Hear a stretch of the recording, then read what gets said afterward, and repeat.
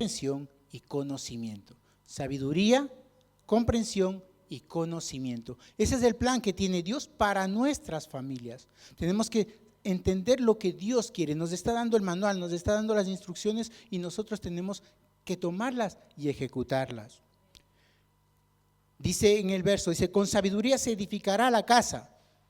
Dice, primero pongamos el cimiento de la casa. No podemos hacerla en el aire. Aquí cuando hemos hecho el aula de los niños, hemos puesto unos perfiles para que se sujeten las paredes. La palabra edificar viene de una palabra hebrea que significa restaurar. Es la misma palabra que Dios usa cuando tomó de la costilla de Adán y formó a Eva. Y ahí es cuando le completó a Adán. ¿Cuántos nos alegramos? ¿Cuántos varones se alegran por Dios creó a las mujeres? 2 o 3. Amén. Dice que se requiere esta sabiduría para edificar todo tipo de casas. Sabiduría quiere decir ver con claridad. Eso es lo que quiere decir sabiduría, ver con claridad. Un sabio aquel es que enciende la luz, en medio de la oscuridad enciende la luz. Y eso es cuando podemos ver en una habitación, si está oscura, encendemos la luz, la vemos completamente. Y eso es lo que tenemos que hacer, edificar nuestra casa con visión, con sabiduría. Imagínense lo sabio que es un hombre, Salomón, que dice en Proverbios 13:22, dice que dejará herencia a los nietos. Entonces esa es la visión de sabiduría, que nosotros podamos caminar mirando generaciones futuras. Como hemos orado antes aquí por los niños, nos decía Paola, ellos nos van a pastorear. Ellos son quienes van a trabajar y van a seguir el legado que nosotros les tenemos que dejar. Dice en Proverbios, y con prudencia se afirma. Afirmar viene de una palabra hebrea que significa poner orden en algo que está sobrecargado o levantar algo que está caído.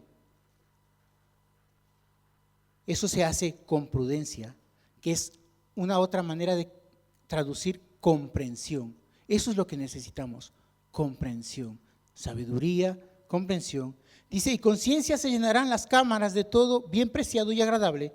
Aquí la ciencia o conocimiento implica percepción, lo que tenemos que tener, percepción de en qué estamos fundando nuestra casa, hacia dónde la estamos llevando, qué es lo que Dios nos ha hablado y cómo tenemos que hacerlo.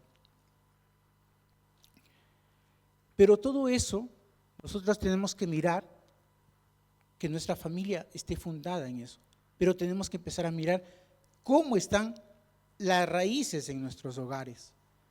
La verdadera unidad es aquella que tenemos en el Espíritu de Dios. Vemos la Biblia al inicio, Dios crea el matrimonio, Adán y Eva. Ellos estaban juntos, pero no estaban unidos al Espíritu de Dios. ¿Qué consecuencia fue?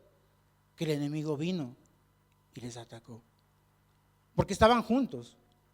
Si leemos la Escritura, estaban juntos. No es que Adán estuvo por ahí, estaban juntos. En otro pasaje de la Biblia, en Hechos, dice que Ananías y Zafira también estaban juntos y de acuerdo, pero no estaban unidos al Espíritu Santo.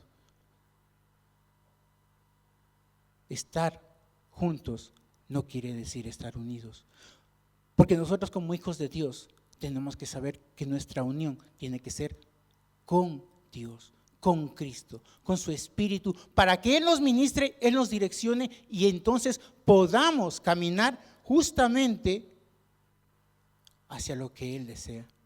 Porque estar unidos no quiere decir vivir bajo el mismo techo, no quiere decir compartir los gastos, no quiere decir que mis hijos tengan mi apellido. Estar unidos significa que nosotros estamos unidos en el mismo espíritu y entonces nuestro vocabulario es el mismo. Nuestra visión y la dirección hacia donde caminamos es la misma. Porque eso es lo que trae la unión, trae visión. Es tener un punto de encuentro, ponerse de acuerdo. Es una entrega mutua que tenemos en la casa. Esa unión trae esa visión. ¿Por qué? Porque todos aportamos hacia lo mismo que queremos llegar. Y no solamente en lo natural, que como dice la Escritura, todo aquí se va a quedar. Como hijos de Dios tenemos que entender que la visión para cada una de nuestras familias es la vida eterna. Y la unión nuestra con el Espíritu Santo tiene que ser en busca de esa eternidad. Y todo eso va, como digo, cuando nosotros nos unimos alrededor de Cristo Jesús. La casa tiene que tener esos cimientos bien definidos. Y ahí, varones, somos nosotros quienes tenemos que llevar a nuestras casas a esa unión. Muchas de las veces, así como hizo Adán, tomamos una situación pasiva. Dejamos que todo fluya. ¿Por qué? Porque no queremos o discutir o no queremos, no. Dios nos ha dicho a nosotros, varones, que somos sacerdotes de nuestra casa y daremos cuentas sobre lo que Dios nos ha hablado. Nosotros no podemos dejar que nuestras esposas tomen la responsabilidad de interceder, de orar, de pelear. Nosotros tenemos que ser los primeros en levantarnos en oración, levantarnos a buscar, así como buscamos proveer en lo natural, tenemos que luchar y buscar y proveer también en lo espiritual, que es más importante. No digo con esto que vamos a dejar de trabajar y vamos a estar todo el día, no. Es algo que tenemos que buscar primero. Y ahí es cuando Dios nos va a llevar a más. Y entonces es cuando entendemos que esa visión viene dada por el amor, que es la base de toda edificación, es el cimiento principal al cual tenemos que nosotros agarrarnos, el amor de Cristo. Vamos a ir a un pasaje precioso que creo que todos lo conocemos, que está en 1 Corintios, capítulo 13, versos 4 al 7. 1 Corintios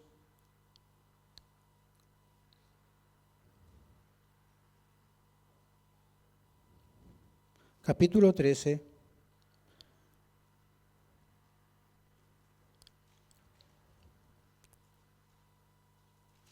versos del 4 al 7, dice, yo lo voy a leer en la palabra de Dios para todos.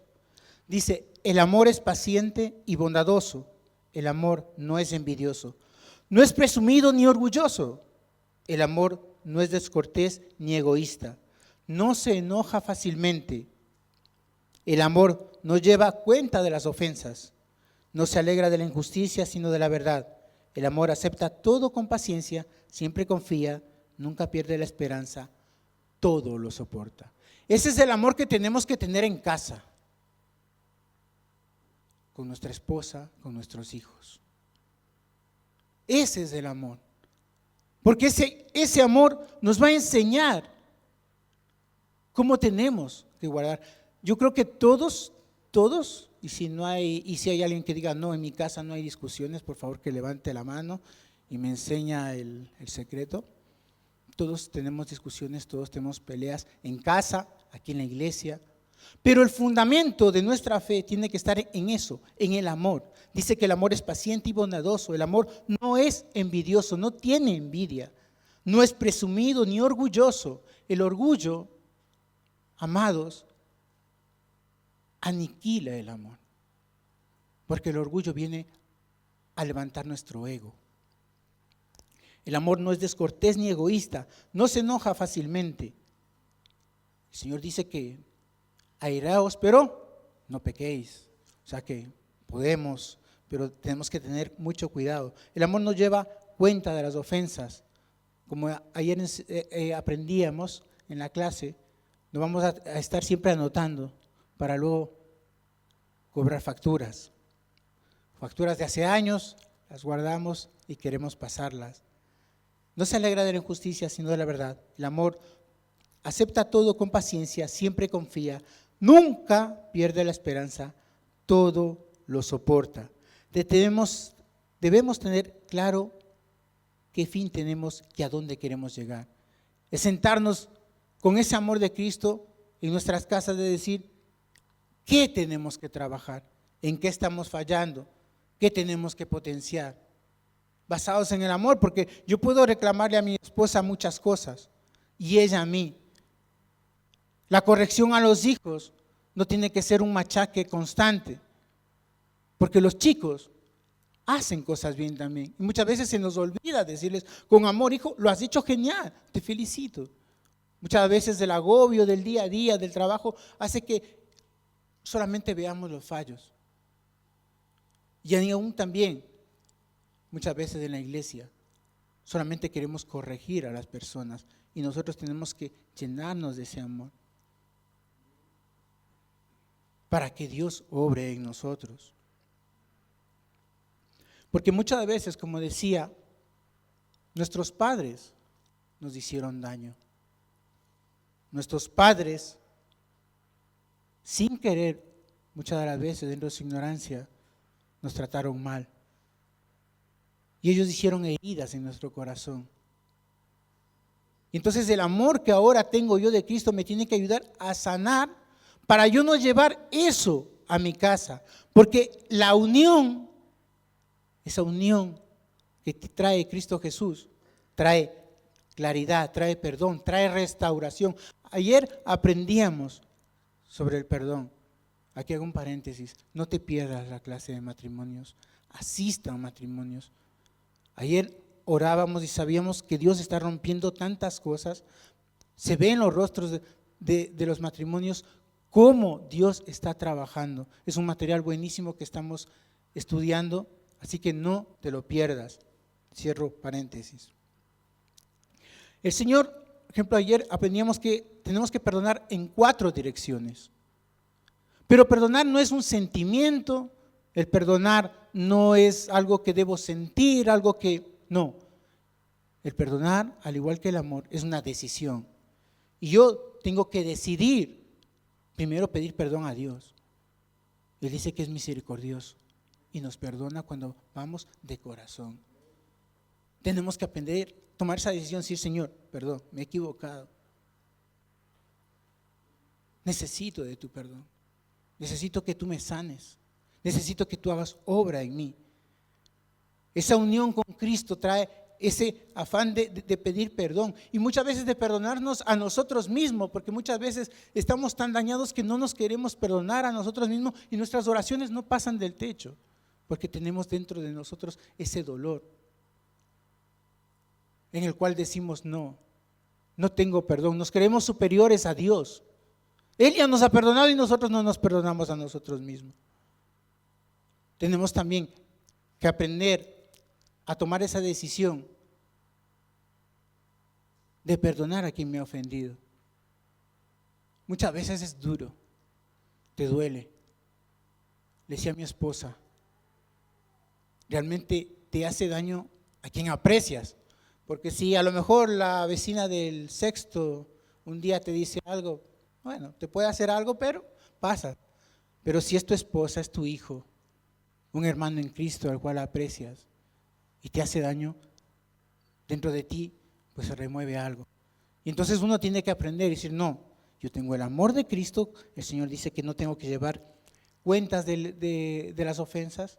Yo perdono. Y también aprender a pedir perdón. Esa es la parte que muchas veces decimos: bueno, no, yo he hablado con el Señor, Él sabe que estoy arrepentido y mi corazón pues no. Tenemos que ir, hablar con las personas en la medida de lo posible y decir: Señor, a la persona, al hermano, a la esposa, al hijo, decir: mira, te he ofendido, te pido perdón. Esas son las 4 direcciones en las cuales nosotros tenemos que aprender a pedir perdón, porque el unirnos a Cristo trae eso, esa restauración que solamente puede dar cuando nosotros decidimos pedir perdón. Les invito a que vayamos al Evangelio de Mateo, capítulo 18, versos 18 al 20. Mateo 18, versos 18 al 20.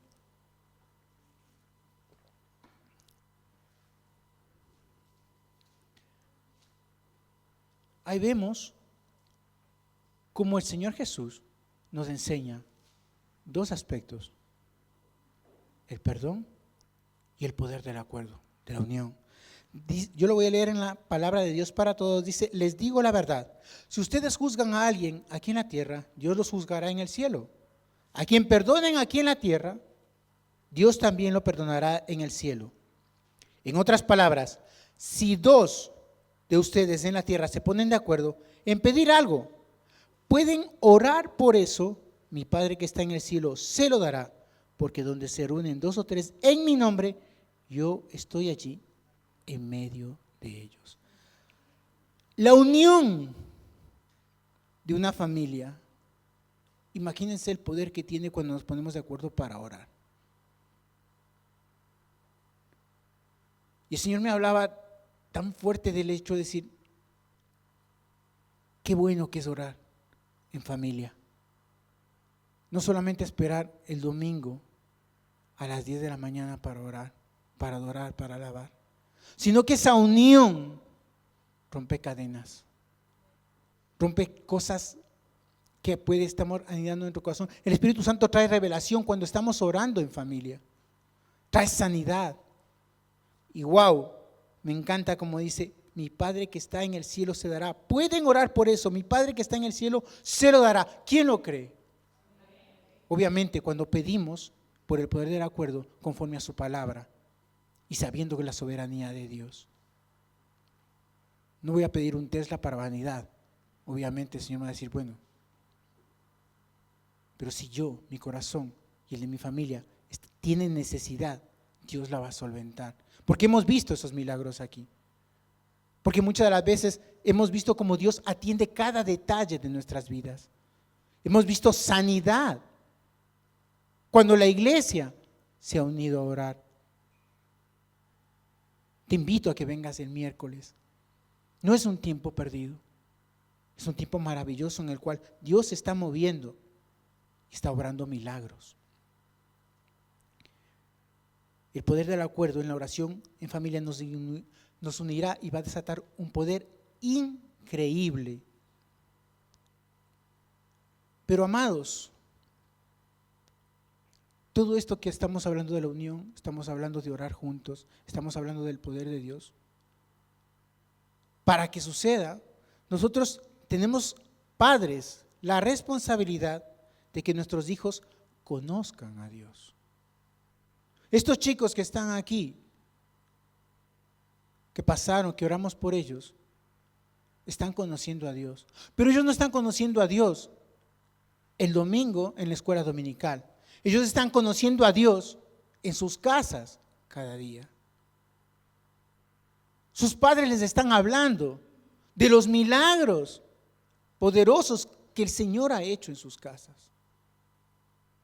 Sus padres les están alimentando no solamente naturalmente, sino espiritualmente. Porque si no va a pasar lo que le pasó a una generación. Vamos a ir a Jueces, capítulo 2, versos del 7 al 12. Jueces 2, versos del 7 al 12.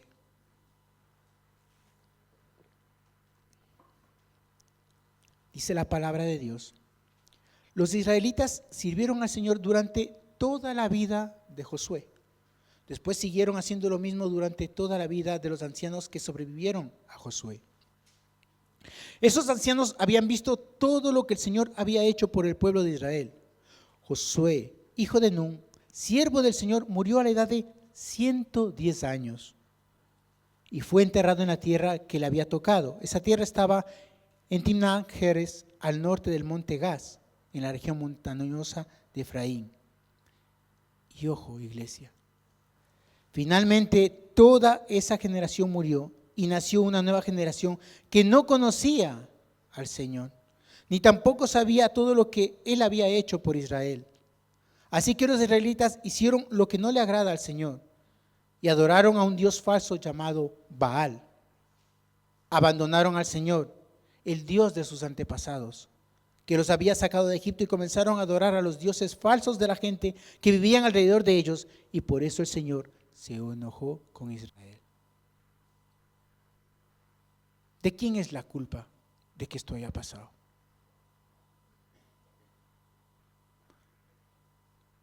La culpa es de sus padres, que no transmitieron a sus hijos. Todo, dice aquí que el Señor hizo grandes cosas. Pero yo le tengo que decir a mi hijo, hijo, el Señor me rescató del COVID. Hijo, hija, tenemos una familia porque Dios la restauró. Hijo, hija, nuestras finanzas funcionan porque yo sé lo que es sembrar en el reino. Porque muchas veces, aunque la situación ha sido complicada, papá y mamá hemos diezmado, sabiendo que Dios es fiel. Y se lo tengo que decir, para que Él se entere de cuán grande es Dios. Por desgracia estamos en una época en la que los móviles, las tablets, las series de streaming nos absorben. Vivimos en un país donde medianamente nos podemos permitir ciertos lujos, como que mi hijo tenga su celular, yo tenga el mío, mi esposa el suyo, o una tablet. Cada uno un dispositivo y cada uno en un rincón de la casa, viendo lo que desea. Ahí se produce lo que el enemigo quiere, la desconexión. Nos desconectamos unos de otros. Cuando vamos al metro, echemos un vistazo en los restaurantes que hay. ¿Cuántas familias está cada uno con un dispositivo mientras supuestamente están compartiendo un tiempo, unos alimentos?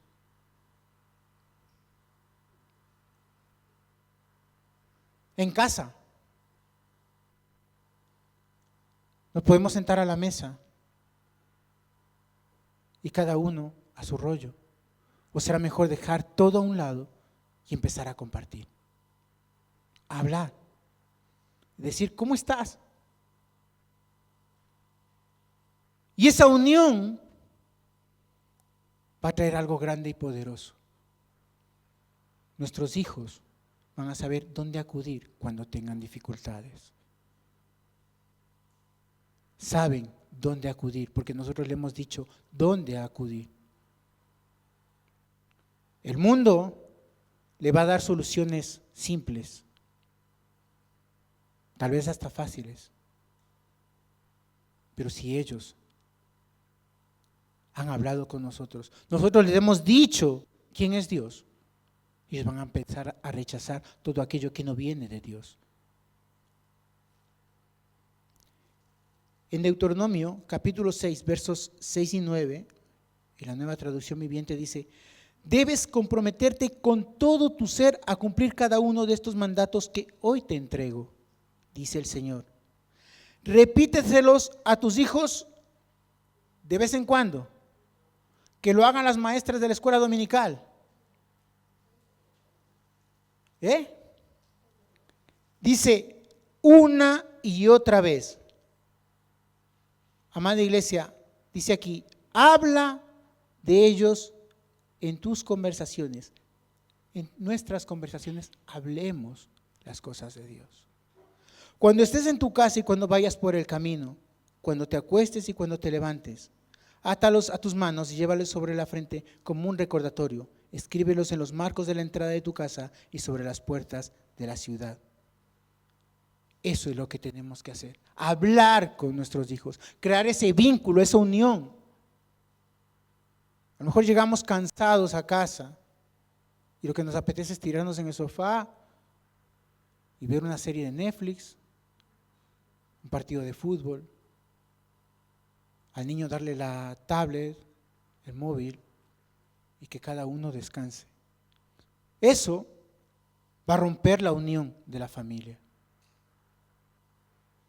Eso va a destruir nuestras casas. Eso va a hacer que haya una generación que no conozca a Dios. Porque si yo estoy amando a Dios, mi hijo le va a amar. Porque yo voy a hablar con él y le voy a decir, mira, Dios hoy me ha dicho esto. Dios tiene este propósito para tu vida. Dios me ha hablado esto de ti. Vamos a orar para que el Señor obre en ti. Pero si nosotros nos desconectamos completamente de nuestras casas, vamos a traer maldición. Porque nuestros hijos, amados, conocen fácilmente el precio de todo. Pero si nosotros no les decimos el valor de las cosas, no lo van a poder apreciar. El precio es fácil, pero el valor es muy complicado. Nuestros hijos muchas veces no saben las peripecias que nosotros hemos pasado, los que venimos del otro lado del charco, que a lo mejor algún día no hemos podido comer, o hemos tenido que dormir en un sofá, o no hemos tenido donde dormir. Si nosotros a ellos no les decimos, ellos van a pensar que todo es sacar la tarjeta de crédito y que llegue a casa por Amazon. Porque ahora ya no tenemos que ni desplazar. Desde el móvil pedimos algo y llega a casa. Pero si nosotros a ellos les decimos el valor de las cosas, van a aprender a apreciarlo, a lucharlo por ellos.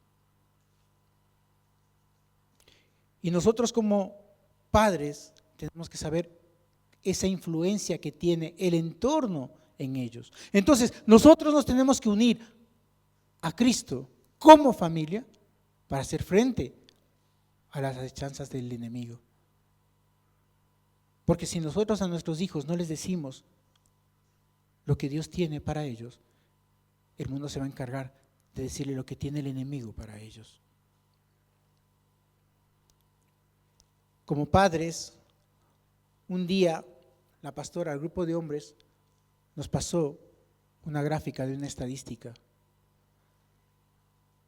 Cuando un padre está comprometido con la iglesia, el 70% de los niños siguen en la iglesia, se comprometen con la iglesia. Cuando es solamente la madre la que está comprometida, esa estadística dice que solamente el 20% de los hijos se comprometen con la iglesia. Varones, tenemos una responsabilidad grande. Enseñar a nuestros hijos a amar la casa de Dios, amar su palabra, amar su presencia. Porque si solamente lo dejamos a la escuela dominical o que lo haga mamá, porque nosotros estamos muy cansados, no vamos a poder enfrentar lo que el enemigo tiene para ellos. Y vemos cómo la sociedad cada día va a más en el plan de destruir la familia. El Día del Padre en las escuelas públicas no se celebró, porque ya no quieren reconocer el modelo de familia creado por Dios. Están en contra de ello.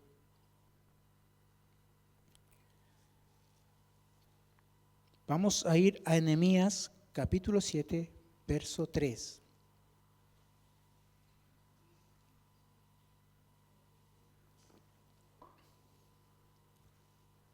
Nehemías fue a reconstruir los muros de la ciudad. Sintió ese dolor, esa pena. Y en el capítulo 7, verso 3 dice, y les dije, no se abran las puertas de Jerusalén hasta que caliente el sol.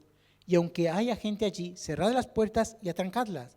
Y señalé guardas de los moradores de Jerusalén, cada cual en su turno, y cada uno delante de su casa. Cada uno delante de su casa. Cada uno tiene que guardar su casa. A eso estamos llamados. Nuestras familias tienen que estar fundamentadas en Cristo. Tenemos que estar unidos a Él. Y nosotros varones tenemos que guardar a nuestras casas. Levantarnos como estos sacerdotes, como estos guerreros que luchan y pelean por el bien de su casa. Las madres que a lo mejor están ahora solas, ellas están también llamadas a ello. Y nosotros como varones aquí en la casa tenemos que hacer eso, también levantarnos y buscar. Y en las reuniones de intercesión deberíamos estar más, yo el primero, y luchar para guardar nuestras casas, guardar el ministerio, porque el enemigo quiere eso, la desunión total de nosotros. Les invito por favor a que nos pongamos de pie, vamos a ir ya terminando.